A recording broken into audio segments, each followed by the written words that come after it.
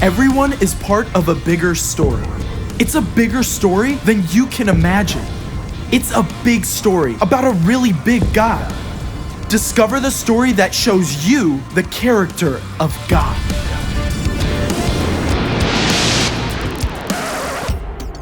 Hey, I'm Caleb, and I want you to check out my Bible. It's a whole library of 66 books in one.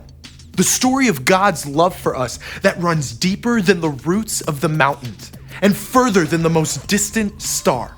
When you open its pages or scroll or click, you discover God's very own words written down by people who followed him. In these scriptures, we discover that through Jesus, we can have friendship with God and with each other. I've got 4 stories to show you what it can look like. So let's get started in the book of Ecclesiastes. Here, King Solomon, one of the wisest men to ever live, shares what he's discovered about friendship. 2 people are better than 1.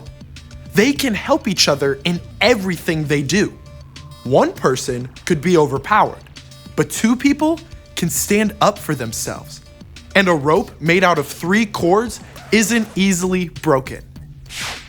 When it comes to friends, 1 + 1 always equals way more than 2.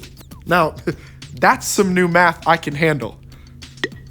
Time to head over to the book of 1 Samuel. Okay, here we discover one of the most famous friendships in the Bible, David and Jonathan. Jonathan is the king's son, so he should be the next king, right? But God's already chosen John's friend David as the next king. You'd think John would be jealous, but instead, he goes over and above to keep his friend safe when David finds himself between a spear and a hard place. Now let's jump ahead a couple books to 1 Kings. The kings of Israel after David and Solomon are a mixed bunch, but God sent the prophet Elijah to speak truth to them. It's a lonely job, and Elijah's on the run for his life.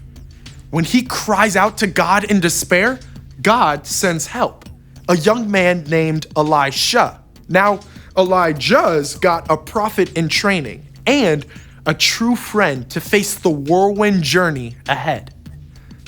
Okay, we wrap up in the book of John. For 3 years, Jesus traveled everywhere with his closest friends. Then he was killed and returned to life. His friends were stoked, but Peter was on edge. See, before Jesus died, Peter had said 3 times he didn't even know Jesus. Would Jesus maybe be angry? Even unfriend Peter? Let's just say when they come face to face, there's nothing fishy about the way Jesus responds to Peter.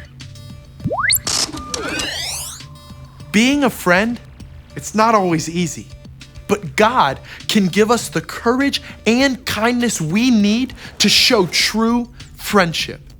And I can't wait to see how it plays out in you and me.